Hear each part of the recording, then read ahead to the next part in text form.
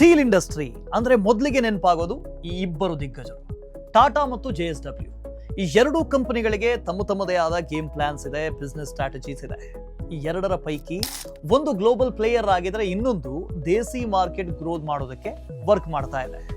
Iconic Tata steels all over the world ಸುಮಾರು 26 ದೇಶಗಳಲ್ಲಿ spread ಆಗಿದೆ with global diversification and global ವೊಲಾಟಿಲಿಟಿ.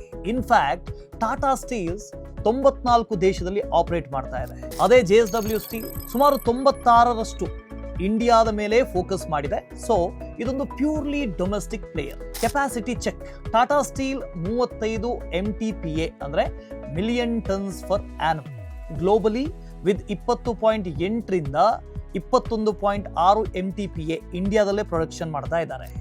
JSW steel 35.7 MTPA globally with 34.2 MTPA ಯಷ್ಟು ಇಂಡಿಯಾದಲ್ಲಿ production ಮಾಡ್ತಾ ಇದ್ದಾರೆ.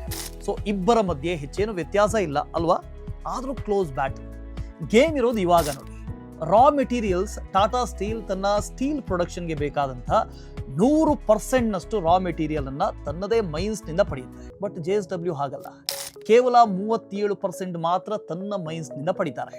ಸ್ಟೀಲ್ ಇಂಡಸ್ಟ್ರಿಯಲ್ಲಿ ಹೇಗೆ ಗೊತ್ತಾ, ಈ ರಾ ಮೆಟೀರಿಯಲ್ ಮೇಲೆ ಯಾರು ಕಂಟ್ರೋಲ್ ಇಟ್ಕೊಳ್ತಾರೋ ಇಡೀ ಇಂಡಸ್ಟ್ರಿಯಲ್ಲಿ ತಮ್ಮ ಕಂಟ್ರೋಲ್ ಅನ್ನ ಸಾಧಿಸ್ದಂಗೆ. ಅದೇ ಟಾಟಾ ಸ್ಟೀಲ್ ಮಾಡ್ತಾ ಇರೋದು ಕೂಡ.